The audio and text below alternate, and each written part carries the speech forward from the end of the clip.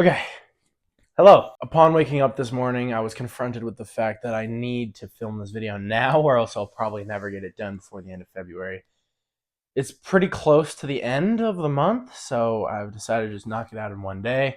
Not feeling super great today, but let's just do it. All right, so my second book of the month was Northwoods by Daniel Mason. I decided to read this because it was recommended to me by my sister Jasmine. Again, the book rec person in my life.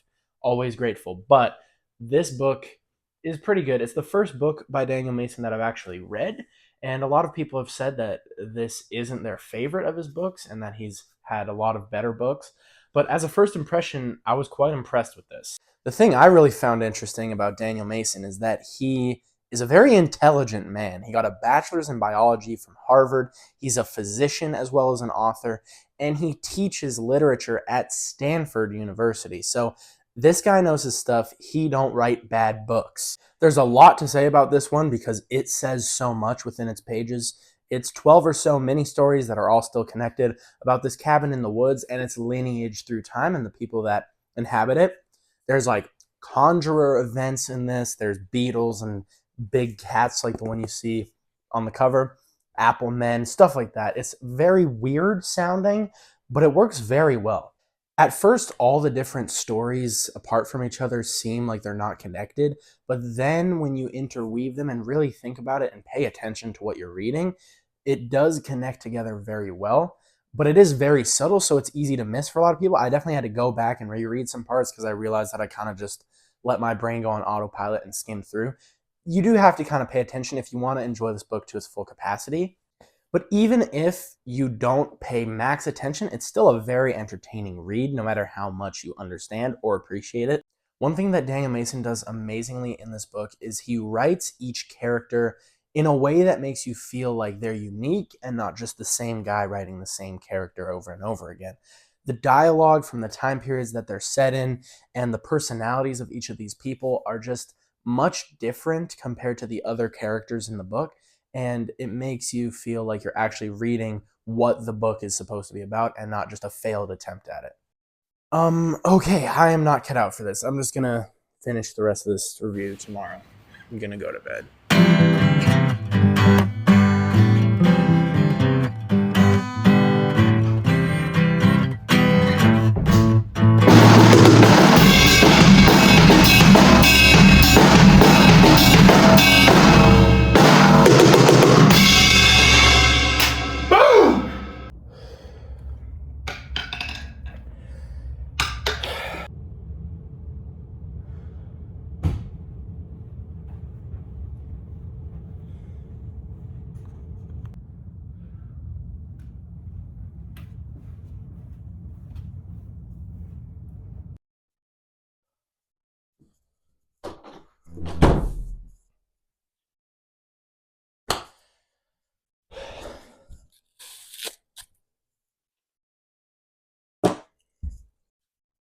Okay, apologies for the sweat. You can only hold out in June for so much longer before you break out. Okay, so where was I with Northwoods? I think last time I was talking about what I loved about the book. I mean, I did like a lot, but as time passes, my opinion kind of changes a bit more on this book. I don't know. As more and more people kind of do this topic, they do it a bit better than him. But this book, it still is a classic. It holds true. The layers of the stories are so connected, and the passage of time is just so well represented in this.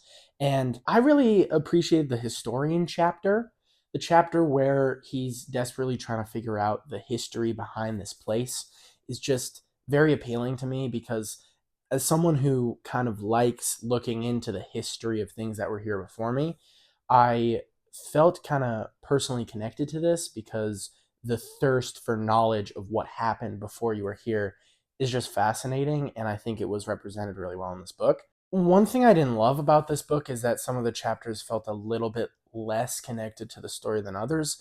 Like the chapter about the beetle, um, that part kind of didn't stand out to me, and in fact, it stood out to me in a negative way because it was talking about like the sexual reproduction of a beetle, and that to each their own, I guess. Do I still think this book is amazing? Absolutely.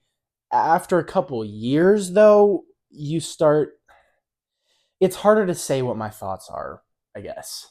Overall, there are a lot of stuff that I like about this book, but there are some stuff that bring it down just a little bit. And if that's all I have to say, then I guess I'll see you later.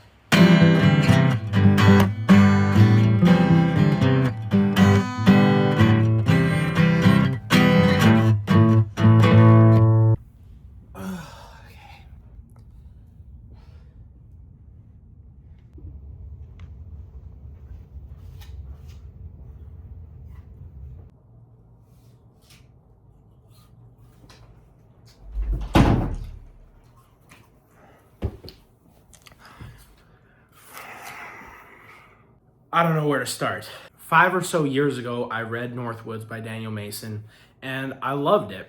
I uploaded a review, said positive things about it, sprouted everything that I loved about it. I don't understand it now, okay? I reread it, couldn't get it. I hated it. Maybe I'm just too into music now, but like, all these pages and pages of medical information about this patient or the sexual life of a beetle buried the actual genuine story in just pages and pages of text. I just didn't get it. Oh, also, he did a terrible job mentioning how much time passed in between each part. How am I supposed to know if you don't tell me? Okay? I just think I'm too dumb to get this book. Maybe I was more intelligent when I was younger, but I don't know. Overall, I loved this book. It was all right. This book stinks.